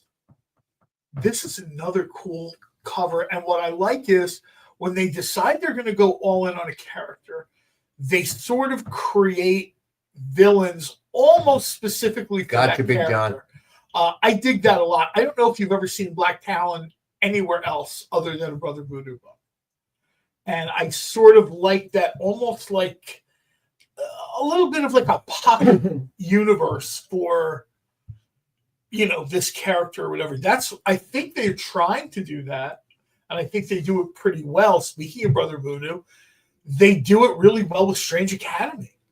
There's been different versions of that book. And I have to tell you, if you want to read something, yes, they always get crossed over and dragged. CIB, that is so nice. I will make sure that we do it that way, bud. That's really kind of cool. That is cool. This is a great group, dude. You tell me another group that's like this. I mean, there are plenty of YouTube channels out there, claim shows for comics, but you tell me another one where you got people like this giving each other gifts. Generally, no. When we first started doing this, I checked a lot of claim shows, and not to badmouth anybody, but there was a sameness to them. They were auctions, right? Yeah. It was first come, first serve. Occasionally, an admin or something would have to say, "Oh, sorry, this person beat you to it." But there wasn't a whole lot of, "Oh, you can have it, man. It's okay." So let me say this, and if nothing else, do we have the biggest viewership every week? We don't. Could we use more subs? We sure can. But the one unique thing I feel like that me, John, Robbie have turned this into is we are unique, and we are different from every other claim show. I feel like when people watch, they don't necessarily buy all the time, but it's a community, and it's like a bunch of guys at the LCS just hanging out. You're buying one book. You don't need to be there for an hour and a half chatting with people. Okay, you can just buy one book and go home. But so I really think it's very cool what we've kind of built all together. Guys like Ron, guys like Big John, Easy Go Lucky, everyone. Here. Some started with us when we had maybe, 4 viewers at a time. It really was a bunch of guys sitting at dinner table or at a bar, just hanging out. So I really appreciate it, guys. I really, I take some sort of pride in this. So you're saying we should do the show from a bar, just hanging? I've been saying that since the very first day. Can you imagine Nick starts to get the numbers back? What did you guys do? 3 pitchers. All right. So finish out Strange Tales. We have Strange Tales number 179 from 1975. First appearance of Pip the Troll. It is a 3.5, and we have this for $10. I remember being so ticked off when Warlock moved into this book after Brother Voodoo, and then I liked Warlock. I was mad for exactly 1 month. And then I got like, oh, this is cool. Gotcha, Preston. Because it went from sort of horror trippy to sci-fi trippy. Right. All right. So now on to... Round Guy's right. Claims were easier when they were only 4 or 5 of us. Round Guy. True that. But it's nice to have this community. And just today, Preston, that's nice. So, John, you have the right of first refusal. Preston will yield to you if you want it. Not sure if you do or not. Otherwise, it will go to Preston. No, you do want it, John. I'm sorry. I didn't even notice that. All right, so John will take it. All right, you got it, John. Very nice of you, Preston. Thank you. All right. So now we will move on to Tales of Suspense. So we have Tales of Suspense number 63 from 1964. It is a 5. I'm thinking I need new bifocals. It's getting hard. All right. Seriously, the font. Just make it 1 click bigger. It's like Amy's printing right. stuff out. You know what? You're business card size font. And you're like, yeah, you know what? No, she doesn't do it. I do it. So I never even really thought of that. I should have known if Amy did it, it would have been. You got to get that in large print, Rex. Come on, man. You remember me because she used to do it on a font that was smaller than this. Like this is what, 6 pages? She used to be able to get it onto 2. All right, so you can imagine how small the font was, and I'd be like, you got to make it bigger. If I have to do this a week without you, I want 1 page per book. I want to hold it up like a book report. Today we are. Hold on. Are presenting Fantastic Four. Captain America. I'll tell you though, I wound up. I saved the book at the library once. This was years ago. I saved the book at the library, and they're like, "We have a copy for you." Like they send you a text or whatever. I shoot over that night. The library. I get there, whatever. It's a large print book. The book is like this big, and I'm like, I didn't order this book. And I look at it. It is the book I ordered, but it is this fat. And I open it up, and it's like chapter 1. So what would the librarian say to you? And I took one look at you, and that's what we figured would be best for everyone involved. That's fine, but I remember it. The thing I thought about it, my failing eyesight is why I listen to Audible now. I listen to books. You have to read that to me, man. Well, I have Kindle, right? And on my phone, I've got the super big font, right? So it's like, but it's not like I'm turning pages, right? So you're just flipping. So it's not that bad. But sometimes I get a little annoyed because it's like, I got 10 words on a page. Then I got to flip. 10 words on a page, got to flip. You know what, man? It is what it is. I don't. No, you're right about that. All right. Tales of Suspense number 64. Oh, I brought this up real quick for you. There's a new Castle's Corner on YouTube Shorts today. Ooh, check it out. Castle's just does a really good job with these. He comes across as sincere, and he comes just like Triple B. You get the impression that he enjoys these books. It's not someone holding up a book saying, "Hi, read this, please." Blah blah blah. Like you get the impression that John's read the book. He really likes it. Same with Triple B. When he opens the stuff, he's knowledgeable. There's a lot of content out there. I'm never going to name names, but you kind of know they're just doing it to do it. Maybe there's a paycheck in it, but I kind of prefer the content where, and I've said this from the beginning, day one when we started working with Robbie, you watch PCP and what Robbie does. It's legitimately people who like horror or whatever. And that is way more important than all that other stuff. Right. All right. So next up, we have Tales of Suspense number 64. Oh, somebody mentioned Mad Cave. Speaking of Mad Cave, I read a lot of their books now, and John is responsible for that. I think maybe the very first thing he did was Flash Gordon or Dick Tracy. And that's sort of how I discovered Mad Cave. Plus, I got Tom Snigowski like, dude, if I don't write Vampirella, you don't read my books. So I wound up with some of this stuff too. All right. We have this for 25. It is a 3.0. All right. Flash Gordon, I was right. Not that I felt John was speaking directly to me, but I'm a lifelong Flash Gordon fan. And his sort of, this is good book. This is good Flash Gordon. And he was 100% right.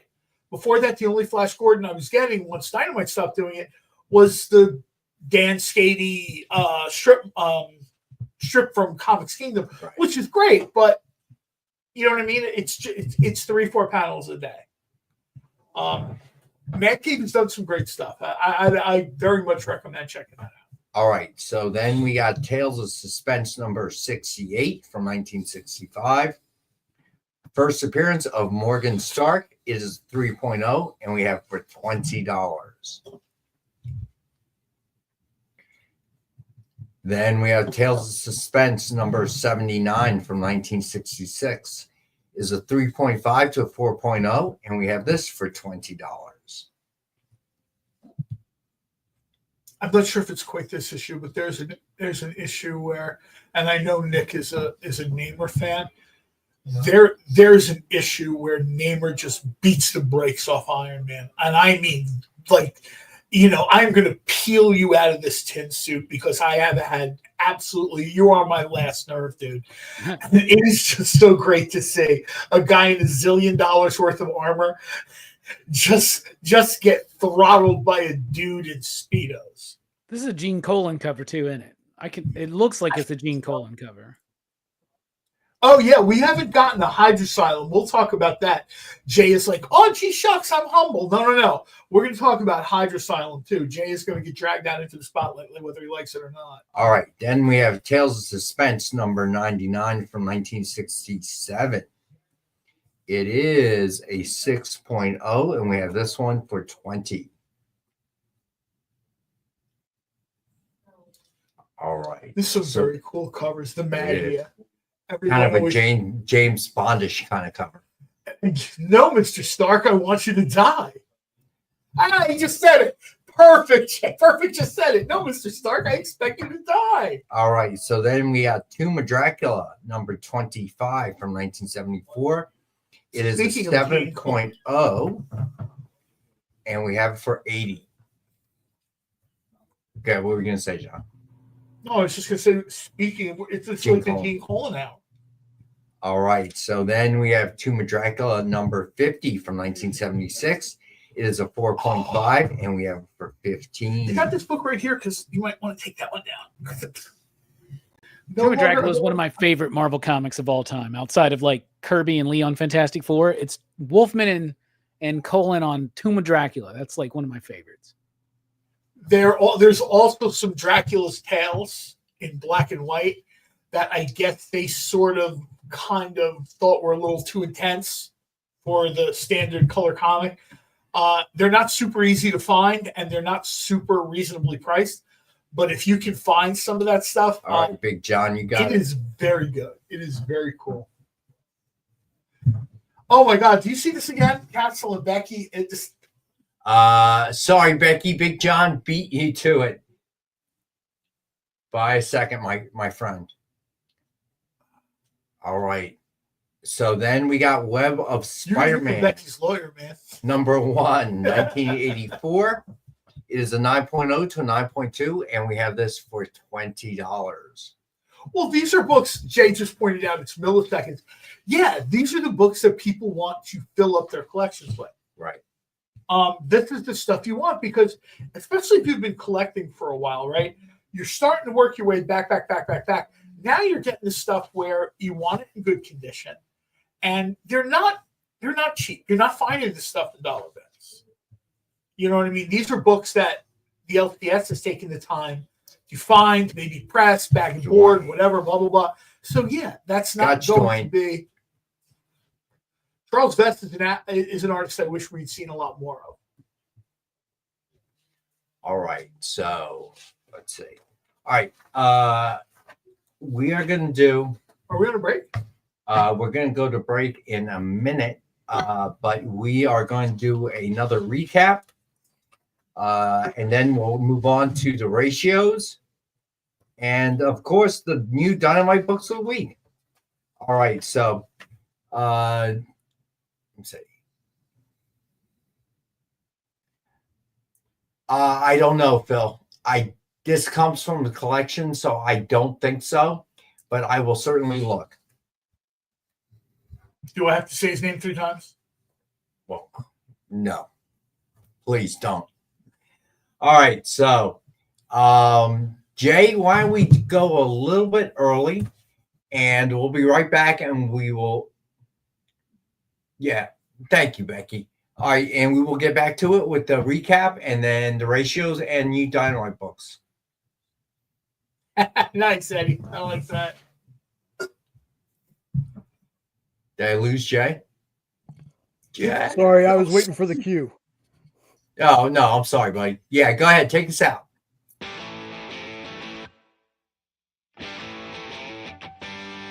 What do you call the place on Spider-Man's wrists where the webs come out? His website.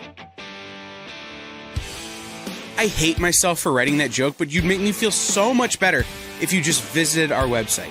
We have links to our merch, new release lists, all the show info, and so much more. TheEXPLive.com.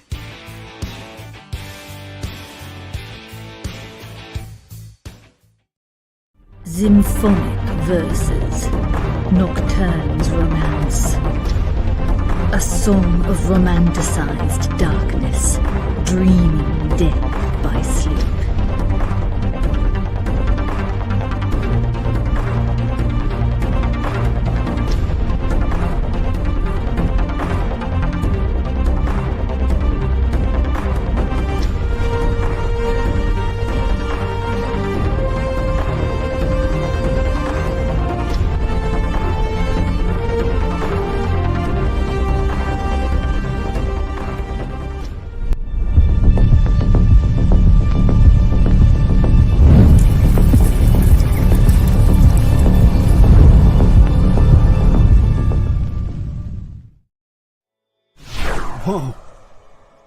Whoa!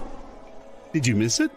Yeah, they can go by pretty fast. Let's slow down the footage. Welcome. It's time to skim some comics. Miles Morales Spider-Man, I will just tell you that Miles is very important in his role as a vampire. So It's fine. If you like Hercules, read it. If you don't like it, don't worry about it. It's fine. The art is still stunning. There's a panel, little spoiler, there's a panel in this where Chitauri first hits Lion-O, and he is the best "did she really just hit me" face I've ever seen put in a comic book. Wow, live reviews of new comic books so you can be ready for New Comic Book Day. What is this? Oh, I see. It's Minute to Skim It. Part of the experience.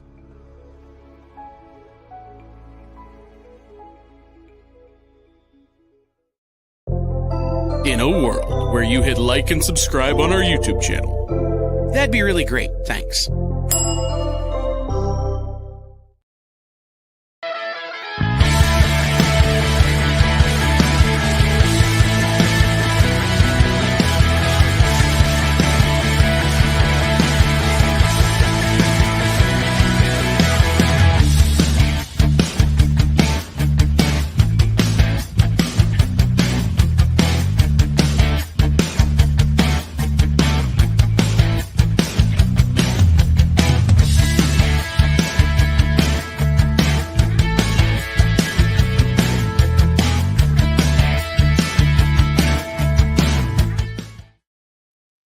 Hey, we're back. All right, so which one now? Let me see.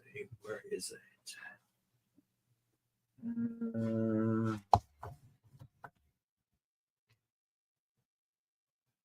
Shoot.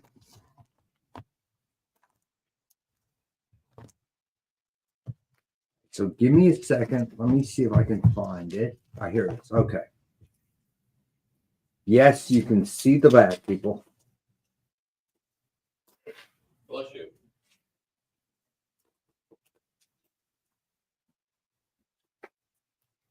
All right, so real quick, 39 watching, 31 likes. This is the back of Tomb of Dracula number 25. I found this cute dog. Is that a replica? Yeah, is that a reprint then? Because it's got a Stridex reprint ad on the back. That's a reprint. If there's a Stridex, that's actually a really rare reprint. That's like the Target or JCPenney reprint. So the Crisis. Yeah, those are hard to get. All right, so Alberto, it is. It is Nick, the voice of the Wizard. Dogs? Is there anything you wanted to mention while you were here? Alberto, can you back Stray Dogs real quick? 39 watching, 31 likes, at least when I came in. If we get the 40 likes, I got an Elvira promo card that was a Bandbox exclusive. Bandbox exclusive giveaway. All right, so I'm gonna leave that somewhere where we. I'm sorry. That is so funny that they threw it. I didn't see that. I got to get Alex here. I got it here. Hold the Bandbox exclusive. There were only 3,500 of those. Hey, Alex. All right, and what did you say, Nick? 40 likes? Collecting dude. Someone just got Alex in trouble, man. Wasn't me. On your way out to collecting list. Wasn't me. All right, so we have that for 80. The fun collecting dude is going to be All right, played so let's do a Rex cap real quick. All right, we're going to start with the cover sketches. I can't believe this one's still here. Hunt for Wolverine #1 with Dog Pool. I need that Elvira by card. Jessica Court. Suggested retail of $149.99. We have it for $65. Then Batman Beyond #1 with cover sketch by Dan Eilinger. It's just a retail of $149.99, and we have that for $65 as well. All right. So then You see that? That's CJ's thing today for Captain America Veterans Day. oh, that's cool. Isn't that cool? All right. So then we got Savage Wolverine with #1 with Sabretooth cover sketch by Tony Scott. Can't believe that's still here. It's just for $149.99. and we have for 65. All right, then we have a Silver Surfer cover sketch collage by Joe Delbiato and Mariana Nicieza. It's just a retail of $149.99, and we have this for 65. Then we have Venom #1 with Star-Lord cover sketch by Tracy Medina. It's just a retail of $149.99, and we have this for 65. And then Captain America #695 with the Falcon Cap versus Cap's cover sketch by Joe Delbiato, Mariana Nicieza.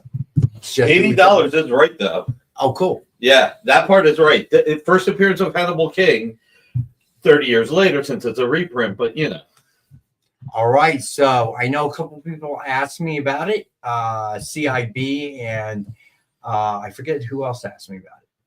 So let me know if you guys are interested. Round guy. It is in really good condition. Don't let the bag fool you. All right.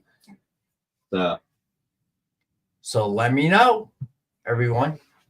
All right, so we have this one for 60. Kind of funny. It's funny how we had the same reaction when we saw the Stridex ad. I know. I'm like, what? Did they even have Stridexes? They didn't. Did we get to 40 likes? I know you don't know, but I don't. Who's producing? Jack. If he didn't get kicked out by StreamYard. All right, let me stop talking.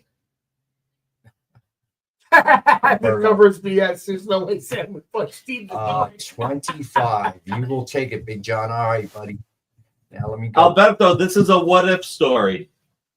That's not the real Cap. That's the 1950s crazy Cap. John Walker. That's crazy. John Walker. John Walker was the 1950s. He was the 1950s? He wasn't the 1950s. I thought he was. So Jay says 35. All right, 35 isn't bad. Well, Jay says 36. Preston says 35. But either way, we're close. 4 likes away from the Bandbox exclusive. There you go. All right, 4 likes. All right. I'm pretty sure we'll get. Plus, we can get Facebook in there and Twitch. Yeah, I was going to say there's some other sort of 2 likes on Facebook. So Alberto, you got to buy the what if cover. All right. We'll be sending that to you directly. So then we have Captain America #180 from 1974.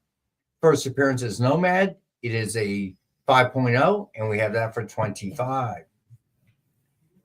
Then we have Captain America #190 from 1975. It is 7.5. We have that one for 5. Hold on, Rex. Did we skip the CGCs? Oh, I'm sorry. Did I? Yeah, I may have. My bad. All right, so let's go back. Amazing Spider-Man #257, CGC 9.2. Second appearance of Puma. We have that for 40. Then we have Hulk #1, CGC 9.6. First appearance of Red Hulk. We have that for 180. Marcus, I got so many books and we're down 20 minutes, buddy. Incredible Hulk #181, CGC 4.5. First appearance of Wolverine. And we have that for 2,500. We are at 41 likes. So we will give away the Elvira card. All right. So then we have Invincible Iron Man #7, CGC 9.8. First appearance of Riri Williams, and we have that for 75. All right. So then we got to then we've got Captain America #180 from 1974. First appearance is Nomad. We have that for 25. Captain America #190 from 1975. It is a 7.5. We have that for $5. Then we have Captain America #228 from 1978, 7.5, and we have it for $4. Then we have FF #119 from 1971. It is a 6.0. We have that for 15. And then FF #125 from 1972. It is a 6.0 as well. We have that for 15. Then we have Marvel Comics Presents #72 from 91. First appearance of the Weapon X program. And we have that for 20. Then we have Marvel Premiere number 19 from 1974, Ward Meacham first appearance. It is a 6.0, and we had that for $45. And then we have Tales of Suspense number 63 from 1964. It's a 5.0, and we have this one for $35. Then Tales of Suspense number 64 from 1965. It is 3.0. We have that for $25. Then we have Tales of Suspense number 68 from 1965. It is a 3.0. First appearance of Morgan Stark, and we have that for $20. Then we have Tales of Suspense number 79.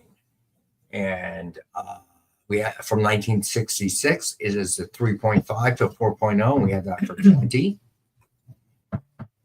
And we have Tales of Suspense number 99 from 1967. It is a 6.0, and we have that for $20. All right. So now on to the ratios. First up, we got Absolute Batman number 1. It is the second print, 125 ratio by Nick Dragata. We've got one available at $75. Dope cover. All right. So then we have. This book is so popular right now. You guys, somebody should get this book. We sold out of the other 4 copies. We have one. I wanted this on another platform. I wanted to save 1 copy for this channel. So we only have 1 here, but this book is incredibly hot. Hi, Robbie. All right. So we got to move. We got 17 minutes left, and I haven't even touched Dynamite books. Then we got Absolute Superman number 1, 125 ratio from Matteo Scalera. And we have that for $15. We only have one of those left. All right. So wait when they get so to Becky, you're taking Absolute Blue Beetle and Absolute Booster Gold. Gotcha, Becky. The same thing as everything else. Blue Gold and Booster Beetle. All right. So then we got I don't think so, Dwayne's a pain. Not tonight anyway.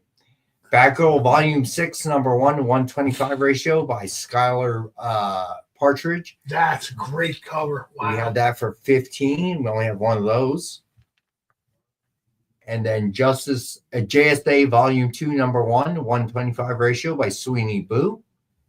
And we have that for $15. Then JSA Volume 2, number 1, 150 ratio by John K. Snyder. And we have that for $15 as well. The opportunity to get Our Man on a cover makes me happy. All right. So then we got Marvel Superheroes Secret Wars number 11, facsimile copy, 125 ratio by Greg Land. And we've got that for $15. Then we have Spider Society number 4 by DK Ruan. And we have that one for $30. Spider-Punk is just one of the better characters to come out of that whole Spider-Verse. It's been at least 10 years they've been running that gimmick. Spider-Punk is just great.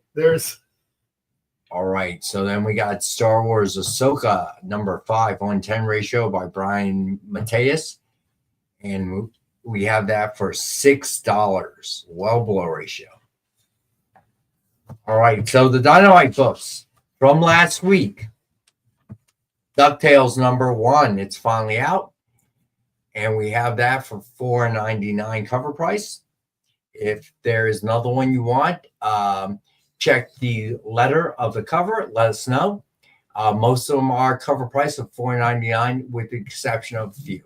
Like every Disney fan I know is asking about this.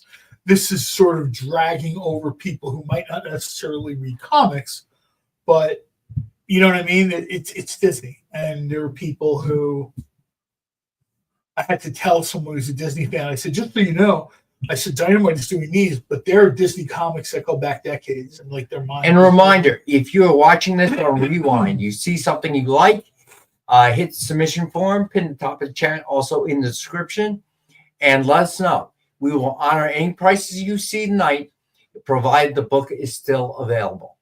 All right, you can pre-order DuckTales #1, Loro Premium Embossed Metal Dynamite.com exclusive. So this is a metal cover, and you can get it for $125.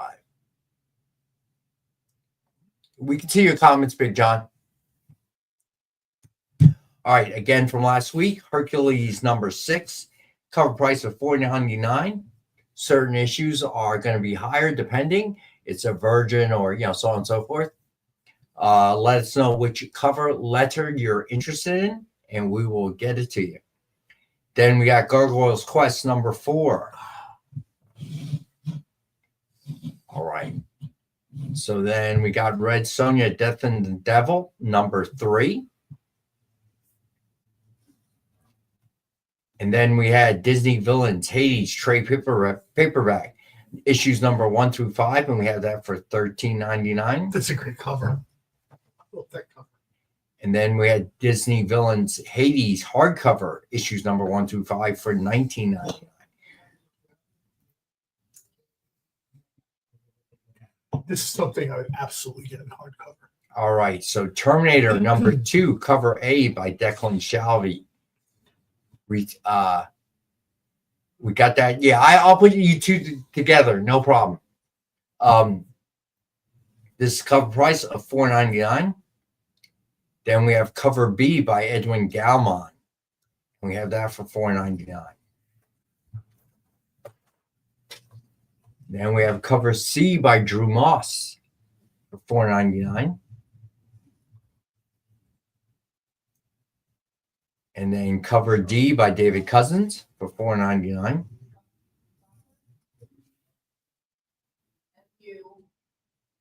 And then cover E, the foil cover by Declan Shalvey for $9.99. That's cool. And then we've got cover F, the foil version by Declan Shalvey. And we have that for $29.99. And then cover H, the limited edition version by Declan Shalvey, and we got that for $50. And then we have cover P by Bob Layton, $4.99.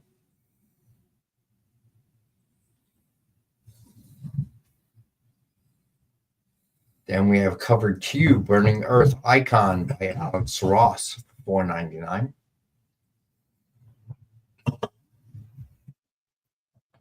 Then we have Barbarella, Volume 3, #2, cover A by Joseph Michael Linzer.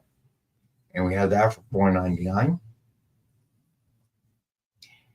Cover B by Annie Wu for $4.99. I like that cover. It sort of captures a little bit of the energy of that book. Right. All right. Then we have cover C by Richard Pace at cover price. Then we have cover D, Cosplay by Rachel Holland. Oh, wait. Becky wants Terminator C. Becky. Okay. And Barbarucci, that's funny. Gotcha, Becky.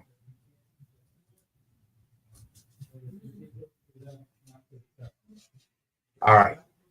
So then we got cover D, Cosplay by Rachel Holland. Mr. Nope wants cover P. And this actually captures the energy of the book really, really well.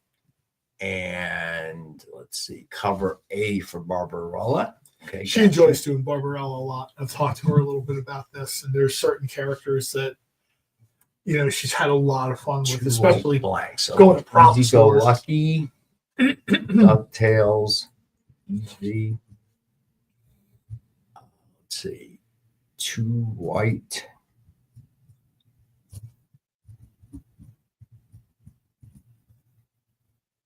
One orange. Gotcha, easy. All right, so where were we? All right, cover D, Cosplay by Rachel Holland. Got that at cover. Cover F, limited edition version by Joseph Michael Linzer. We have that for $50. Then no, Preston, you cannot. And then cover G, 1:7 ratio by Anna Morozova. We have that for 7. All right. And then out this Wednesday as well, Johnny Quest, number 4, cover A by Chad Harden. $4.99 cover. Cover B by Jay Lee and June Chung for $4.99. Cover C by Tom Rainey. Cover D by Richard Pace. Cover E, limited edition version by Chad Harden for $50. And then one of our best sellers ever, Space Ghost, number 7, cover A by Francesco Mattina. And we have that for $4.99. I just happen to have one here.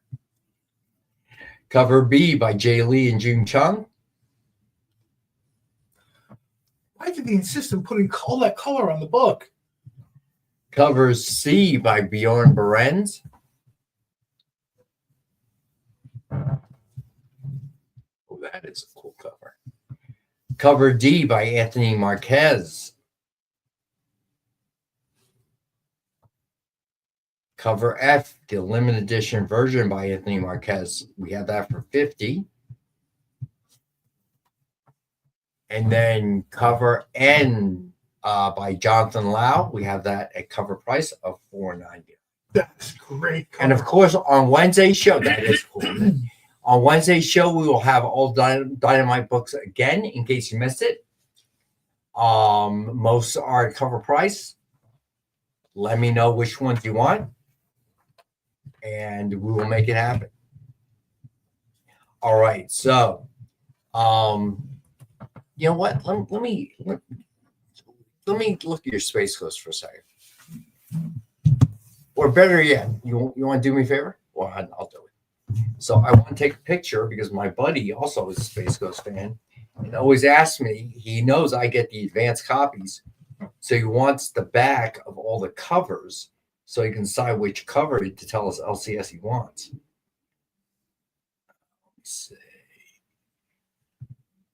And if they don't have it, he'll buy it from me. So let's do that real quick.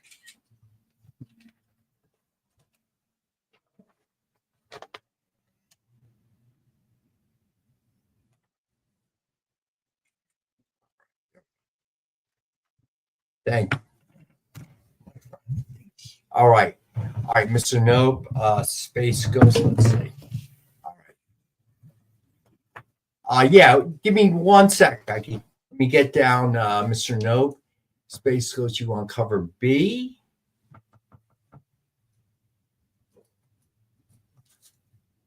Cover C.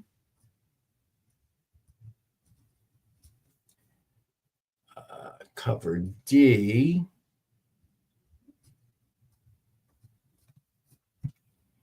And cover N. Gotcha, Mr. Nope. I got you, bud.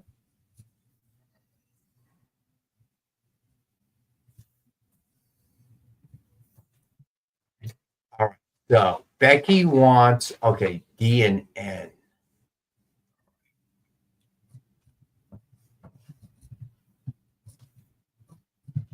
All right. So now what did Becky want to see again? Johnny Quest. All right, here we go. Let's go back to Johnny Quest. All right, so we got Johnny Quest cover number 4, cover A by Chad Harden. All right. Then we have cover B by Jay Lee and June Chung. The victor is going to go missing. And then cover C by Tom Rainey. I love the Tom Rainey character. That's like almost like a seminal image of Johnny Cover Quest, where D he's by got Richard flashlights Pace. creeping around in the dark. And cover E, limited version Chad Harden. So, Corey, yeah, you kind of missed the recap, buddy. We had so many books tonight. But happy to let you know, Corey, you were the winner of last week's comments giveaway. All right. And that's what you want. All right. So you did make it in time to hear that. You can always watch the recaps on Rewind. I do it like twice. So, but check out, you know what? Let's do this real quick. Let's do the sketch covers real fast because I know Corey sometimes is into sketch covers. There's Hunt for Wolverine #1 with Dogpool cover sketch by Jessica Court. We have this for $65. Okay, Johnny Quest C and D. Then we have Savage Wolverine. I'm sorry, Batman Beyond #1 with cover sketch by Dan Neilinger. And then we got Savage Wolverine #1 with Sabretooth cover sketch by Tony Scott. Then Silver Surfer cover sketch collage by Joe Del Beato, Mariano Nicieza. They're all $75. Claim Deadpool, send to Marcus. You got it, bud. Corey also said to send the book you won to Becky. Did you see that? Scroll back. I did not. What do you say now? You scroll back a little bit. I think Corey wanted something sent to Becky. Oh yeah. He wants me to send the send to Becky. I'm assuming it's the book he won. Okay, I got you down, Corey. That's very nice of you, bud. Corey's a pillar in this community of pillars. He is Santa in this community. Actually, Chris Kringle. You got it, TJ. All right. So let's go with. Thanks, round guy. All right. So let's do the spin. Give Corey. The hashtag is EXP Monday, all lowercase. Give you a second, get in it if you want.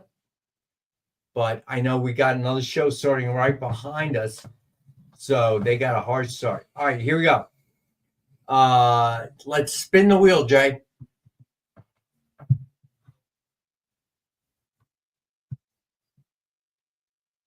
Victor wishes everybody good luck. Good luck, everybody. No whammies. No whammies. All right, it's for the book. Lyle, congratulations. Lyle, cool. The whammy is if I win.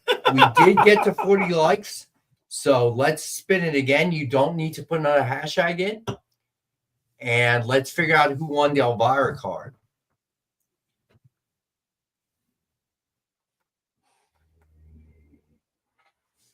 Hey, that's appropriate. I think 2 of our veterans won today. That's very appropriate. That is very cool. All right, so as always, it's a blast. Thank you guys. Thanks everybody for joining us. Check out Robbie tonight. Check out Robbie at 9 Eastern. That's right. Back to the Future. All right, so make sure you check that out. I have my show. I'm doing a special show tonight too. Tell them. Oh, tell them. Get in here. Oh yeah, we're about to go on live right now, 8:15 at Comic Pop Official. Comic Pop.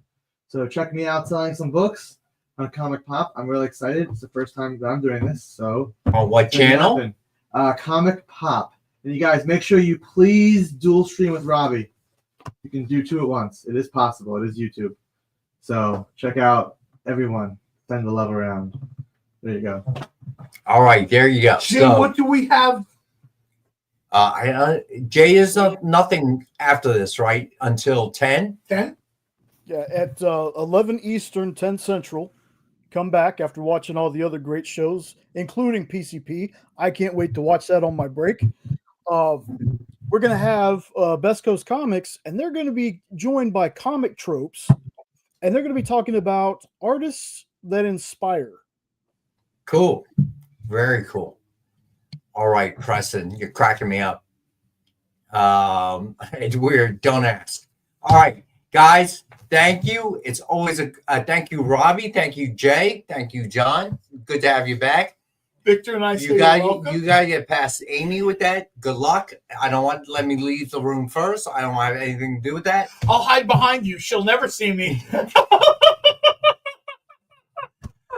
Oh my God. Oh, I love this group and all the vets out there. Thank you guys. All right. Thank you so Thanks much. for joining us, everybody. Have a great night. Have a great night, guys. See you Wednesday. Join the party. Head over to our link tree to find all the links for everywhere the experience is all the time.